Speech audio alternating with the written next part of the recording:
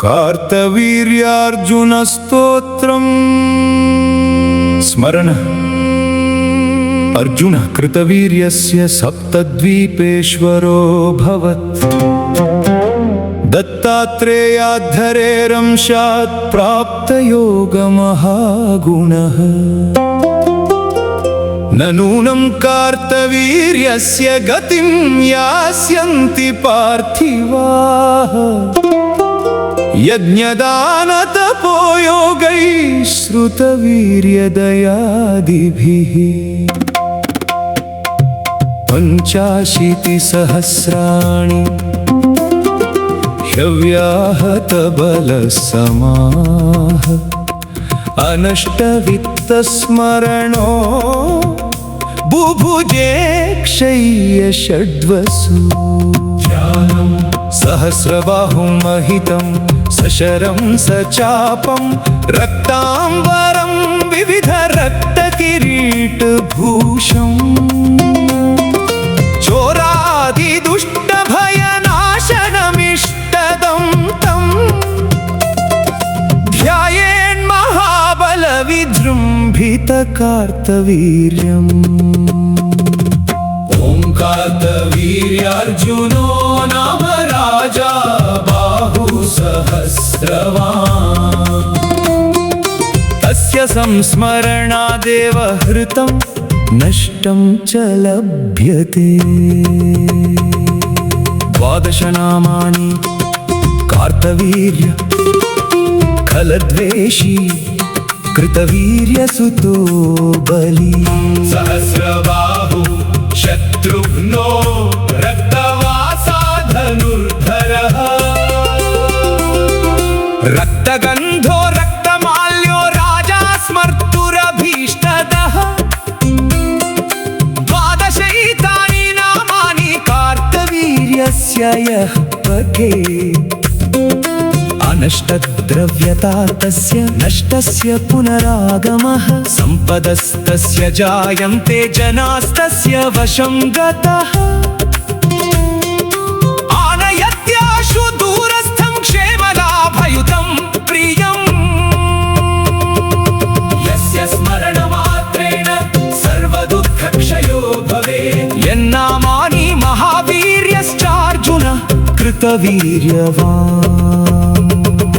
हैहयाधिपते स्तोत्रं सहस्रावृत्तिकारितं।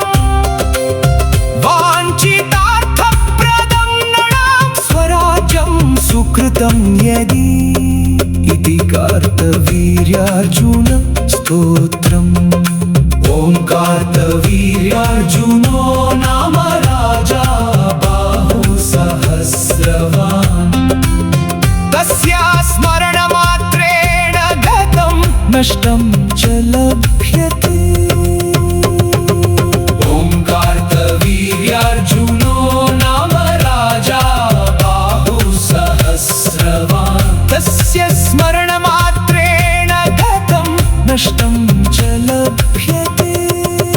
ॐ कार्तवीर्यार्जुनो नाम राजा बाहुसहस्रवान्। तस्य स्मरणमात्रेण गतं नष्टं च लभ्यते।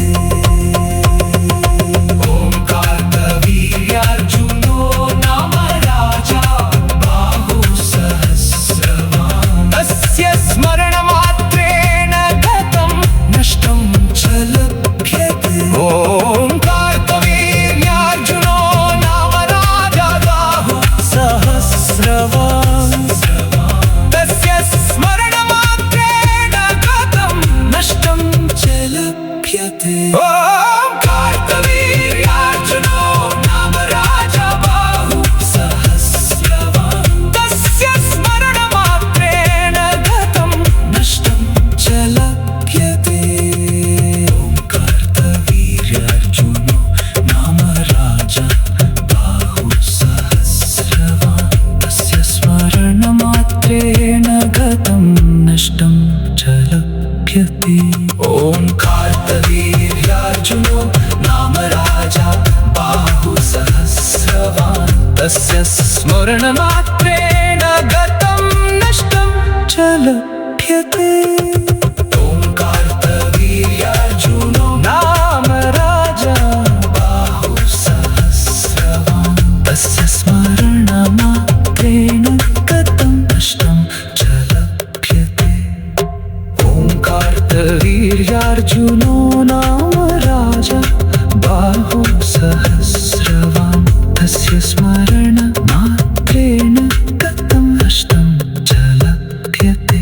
ओंकार्तवीर्यार्जुनो नाम राजा बाहुसहस्रवान् तस्य स्मरणमात्रेण गतं नष्टं च लभ्यते। ओंकार्तवीर्यार्जुनो नाम राजा बाहुसहस्रवान्। कार्तवीर्यार्जुनस्तोत्रं स्मरण। अर्जुनः कृतवीर्यस्य सप्तद्वीपेश्वरोऽभवत्। दत्तात्रेयाद्धरेरंशात् प्राप्तयोगमहागुणः। न नूनं कार्तवीर्यस्य गतिं यास्यन्ति पार्थिवाः। यज्ञदानतपोयोगैः श्रुतवीर्यदयादिभिः। पञ्चाशीतिसहस्राणि ह्यव्याहतबलसमा। अनष्टवित्तस्मरणो बुभुजे क्षय्यषड्वसु। ध्यानं सहस्रबाहुं महितं सशरं सचापं रक्ताम्बरं विविध रक्तकिरीटभूषम्। घोरादिदुष्टभयनाशनमिष्टदं तं ध्यायेन् महाबलविजृम्भितकार्तवीर्यम्। ओंकार्तवीर्यार्जुनो नाम राजा बाहुसहस्रवान् तस्य संस्मरणादेव हृतं नष्टं च लभ्यते। 12 नामानि कार्तवीर्य खलद्वेषी कृतवीर्यसुतो बली। सहस्रबाहुः शत्रुघ्नो रक्तवासः धनुर्धर। रक्तगन्धो रक्तमाल्यो राजा स्मर्तुरभीष्टदः। 12 नामानि कार्तवीर्यस्य यः पठेत्। अनष्टद्रव्यता तस्य नष्टस्य पुरुषसूक्तम्। ॐ तच्चं यो करावृणीमहे गातुं यज्ञाय गातुं यज्ञपतये। स्वस्तिरस्तु नः स्वस्तिर्मानुषेभ्यः। ऊर्ध्वं जिगातु भेषजं शं नो अस्तु विपदे शं चतुष्पदे। ॐ शान्तिः शान्तिः शान्तिः। सहस्रशीर्षा पुरुषः सहस्राक्ष सहस्रपात्। स भूमिन्दुत्स्वतो वृत्वा अत्यतिष्ठद्दशाङ्गुलम्। पुरुष एवेदं सर्वं यद्भूतं ययच्च भव्यम्। उतामृतत्वस्येषानः यदन्येनातिरोहति। एतावानस्य महिमा अतो जायाज्ञश्च पुरुषः। तद्विश्वाभूतानि त्रिपादस्यामृतं दिवि। त्रिपादूर्ध्वोदय पुरुष ततो विश्वव्यक्रामत्। शासनानशने अभि तस्माडजायत। विराजो अधिपुरुषः स जातो अत्यरिच्यता। पश्चाद्भूमिमथो पुरः। यत् पुरुषेण देवायज्ञमतन्वत वसन्तो अस्यासीत्रि ग्रीष्मयिद्मः शरदृवि सप्तास्यासन्तरिधय त्रिसप्तसमिधकृता देवायज्ञं कन्वाना अबध्नं पुरुषं पशुं तं वेज्ञं बर्हिषि प्रोक्षन् पुरुषं जातमग्रतः तेन देवाय जन्ता साध्या ऋषयश्च ये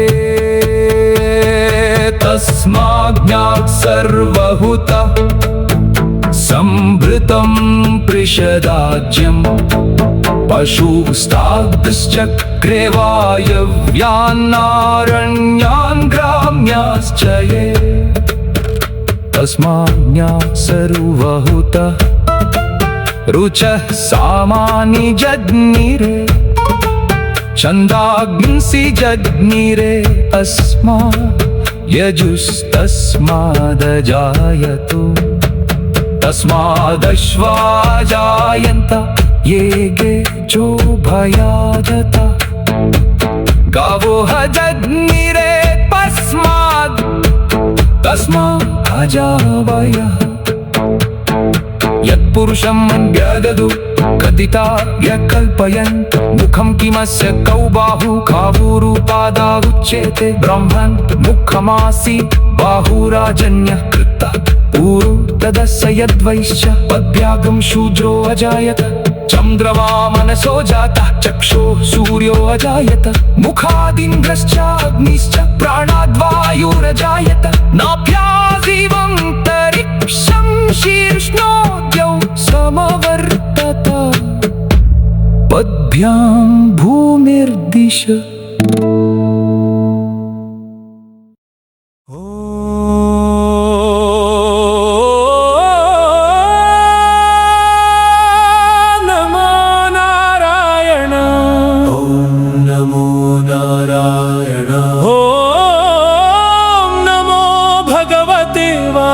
वासुदेवाय ॐ नमो भगवते वासुदेवाय ॐ लक्ष्मी नारायण नमः श्री कृष्ण गोविंद हरे मुरारे हे नाथ नारायण वासुदेव अच्युतं केशवं राम नारायणम् अच्युतं केशवं राम नारायणम् अच्युतं केशवं राम नारायणं कृष्ण दामोदरं वासुदेवं हरिम्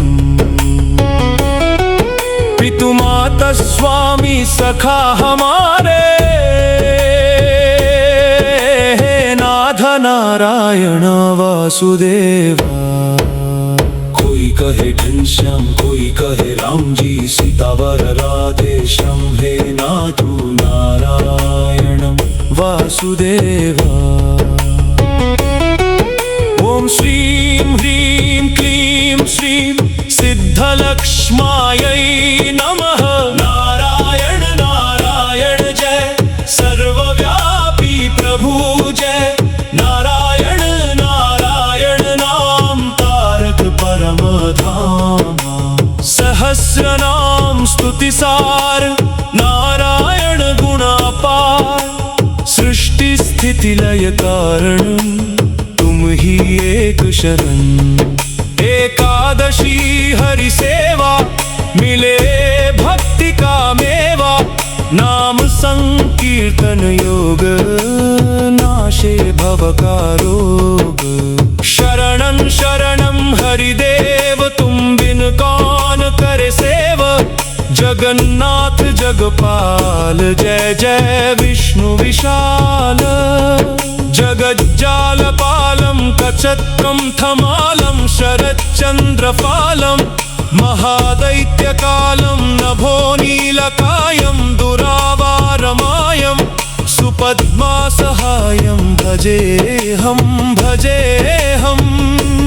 भजेऽहं भजेऽहं सदाम्भोधिवासं गलत्पुष्पहासं जगत्सन्निवासं शतादित्यभासं गदाचक्रशस्त्रं लसत्पीतवस्त्रं हसच्चारुवक्त्रं भजेऽहं भजेऽहं भजेऽहं भजेऽहं रमाकण्ठहारं श्रुतिव्रातसारं जलान्तर्विहारं धराभारहारं चिदानन्दरूपं मनोहारिरूपं धृतानेकरूपं भजेऽहं भजेऽहं भजेऽहं भजेऽहं जराजन्महीनं परानन्दपीनं समाधानलीनं सदैवानवीनं जगज्जन्महेतुं सुरानीककेतुं दृढं विश्वसेतुं भजेऽहं भजेऽहं कृताम्नाय गानं खगाधीशयानं विमुक्तेर्निदानं हरारातिमानं स्वभक्तानुकूलं जगद्वृक्षमूलं निरस्तार्थशूलं भजेऽहं भजेऽहं भजेऽहं भजेऽहं समस्तामरेशं विरेफाभकेशं जगद्बिम्बलेशं हृदाकाशदेशं सदा दिव्यदेहं विमुक्ताखिलेहं सुवैकुण्ठगेहं भजेऽहं भजेऽहं भजेऽहं भजेऽहं सुरालीबलिष्ठं त्रिलोकीवरिष्ठं गुरूणां गरिष्ठं स्वरूपैकनिष्ठं सदा युद्धधीरं महावीरवीरं भवाम्भोधितीरं भजेऽहं भजेऽहं भजेऽहं भजेऽहं रमावामभागं तलाविष्टनागं कृताधीनयागं गतारागरागं मुनीन्द्रैः सुगीतं सुरैः सम्परीतं गुणौघैरतीतं भजेऽहं भजेऽहं भजेऽहं भजेऽहं इदं यस्तु नित्यं समाधाय चित्तं पथेदष्टकं तं तः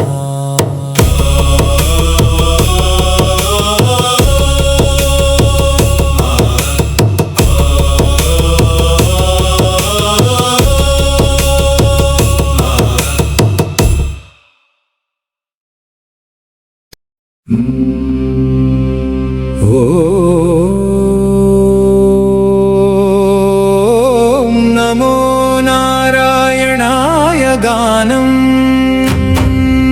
नारायण हरिनारायण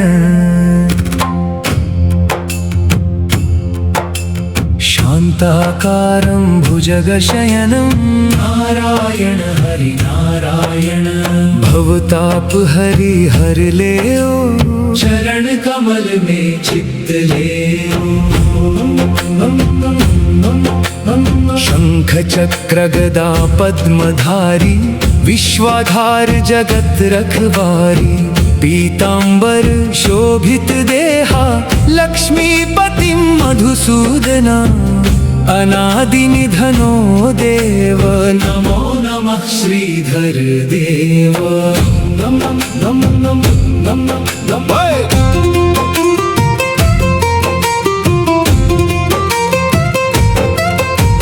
प्रातस्मरणं ये कुर्वन्ति ते नरदुःखं न लभन्ति एकादशी व्रत महिमा पावन करे तनु मनिमा नारायण नारायण नाम तारक भवसागर धाम। धर्मः रक्षति रक्षितः हरिकृपा से जीव जितः। दीनबन्धु दया सिन्धु जय जय जगन्नाथ गोविन्दु। ॐ नमो नारायणाय गानम् नारायण हरि नारायण। शान्ताकारं भुजगशयनं नारायण हरि नारायण। भवताप हरि हर ले चरण कमल में चित्त ले। वात्सल्याद भयप्रदान समयादार्तार्ति निर्वापण। दौदार्याद घोषणाद गणित श्रेय पद प्रापणात्। सेव्य श्रीपतिरेक येव जगतामेते अभवत् साक्षिणः। प्रह्लादश्च विभीषणश्च करिराट् पाञ्चाल्या ध्रुवम्। प्रह्लादास्ति यदीश्वरो वद हरि सर्वत्र मे दर्शय। स्तम्भे चैवमिति ब्रुवन्तमसुरं तत्राविरासीत् हरिः। वक्षस्तस्य विदारयन् निजनखैर्वात्सल्यमापादय। नार्तत्राणपरायण स भगवान् नारायणो मे गतिः। श्रीरामोऽत्र विभीषणो यमनघोरक्षुभयादागतः। सुग्रीवानय पालयैनमधुना पौलस्त्यमेवागतम्। इत्युक्त्वा भयमस्य सर्वविदितं यो राघवो दत्तवान्। आर्तत्राणपरायणः स भगवान् नारायणो मे गतिः। नक्रग्रगस्तपदं समुद्धृतकरं ब्रह्मादयो भोसुरा। रक्षन्तामिति दीनवाक्यकरिणं देवेष्वशक्तेषु यः। मा भैषीरिति तस्य नक्रहनने चक्रायुधः श्रीधरो। यार्तत्राणपरायणः स भगवान् नारायणो मे गतिः। नक्रग्रस्तपदं समुद्धृतकरं ब्रह्मादयो भोसुरा। रक्षन्तामिति दीनवाक्यकरिणं देवेष्वशक्तेषु यः। मा भैषीरिति तस्य नक्रहनने चक्रायुधः श्रीधरो। यार्तत्राणपरायणः स भगवान् नारायणो मे गतिः। भो कृष्णाच्युत भो कृपालय हरे। भो पाण्डवानां सखे क्वासि क्वासि सुयोधनातृपहृतां। भो रक्षो मामातुराम्। इत्युक्तो शक्षयवस्त्रसंहृतकनुर्योपालयत् द्रौपदीम्। आर्तत्राणपरायणः स भगवान् नारायणो मे गतिः। यत्पादाब्जनघोदकं द्विजगतं पापौघविध्वंसनं। यन्नामामृतपूरकं च पिबतां संसारसन्तारकम्। पाषाणोऽपि यदं घ्रिपद्मरजस शापान्मुनिर्मोचितो। ह्यार्तत्राणपरायणः स भगवान् नारायणो मे गतिः। पित्रा भ्रातरमुत्तमासनगतं ह्यौत्तानपादिर्ध्रुवो। कृष्ट्वा तत्सममारुरुक्षुरधिकं मात्रा कुवमानं गतः। गत्वा शरणं यदा तपसा हेमाद्रिसिंहासनम्। ह्यार्तत्राणपरायणः स भगवान् नारायणो मे गतिः। आर्ताविषण्णः शिथिलाश्च भीता। घोरेषु च व्याधिषु वर्तमाना। असंकीर्तनारायण शब्दमात्रं विमुक्तदुःख सुखिनो भवन्ति। श्री कुरेश स्वामी कृत श्री नारायणाष्टकपि। ॐ नमो नारायणाय गानम् नारायण।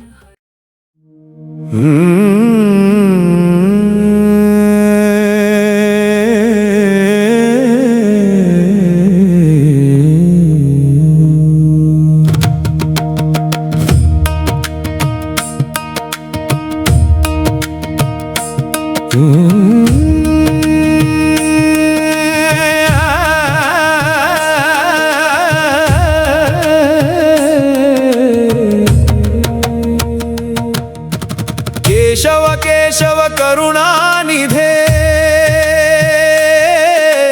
नारायण भवबंधन छिदे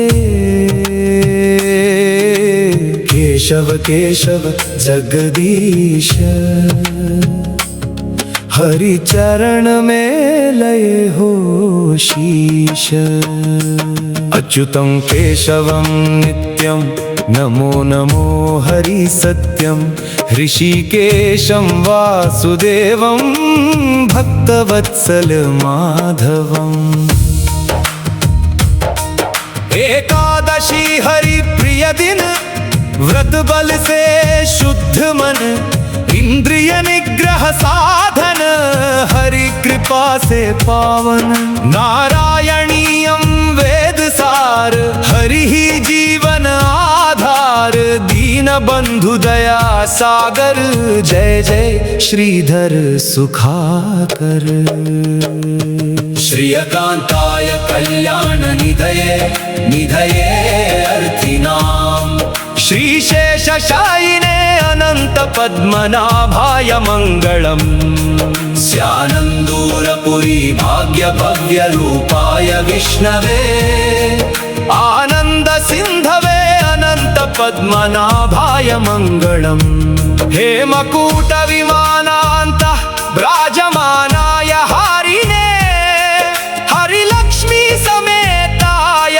पद्मनाभाय मंगलम श्री वैकुंठ विरक्ताय शंखतीर्थाम्बुधे तटे रमया रममाणाय पद्मनाभाय मंगलम अशेष चिदचिद्वस्तु शेषिणे शेषशायिने अशेषदायिने अनंत पद्मनाभाय मंगलम यत्पदं परमं सेव्यं सदा पश्यन्ति सूरयः सेनापति मुखास्तस्मै पद्मनाभाय मंगलम चतुर्मुखेश्वर मुखै पुत्र पौत्रादिशालिने समस्त परिवाराय पद्मनाभाय मंगलम दिवाकर यतीशान योगी हृत्पद्म भानवे परस्मै ब्रह्मणे अनंत पद्मनाभाय मंगलम परांकुश प्रबंधोक्ति प्रथिताय परमात्मने पूर्णाय महते अनंत पद्मनाभाय मंगलम वंची भूप शिरोरत्न रश्मिनी राजितांग्रये वांछिताखिलदायास्तु पद्मनाभाय मंगलम सर्वावयव सौंदर्य सौवर्ण सुषमाजुषे सदा सम्मोहनायास्तु पद्मनाभाय मंगलम योगेश्वराय कृष्णाय नरसिंहाय योगिने योगमुद्राभिरामाय पद्मनाभाय मंगलम अनंतपुरनाथाय निरंतर दयामुचे अनंत पद्मनाभाय नित्यश्रीः नित्यमंगलम् इति श्री अनंत पद्मनाभ मंगल स्तोत्रम् केशव केशव करुणानिधे नारायण भवबंधन छिदे केशव केशव जगदीश हरिचरणमुलंदु शरणीश अच्युतं केशवं नित्यं नमो नमो हरि सत्यं ऋषिकेशं वासुदेवं जगद्गुरुं प्रणमामि एकादशी हरिप्रियतिथि व्रतबलमुन शुद्धमति मिन्द्रिय निग्रह साधनं हरिकृपतो पावन मनो नारायणीय वेदसारं हरिजीवनाधारं दीननाथ दया सिन्धु जय जय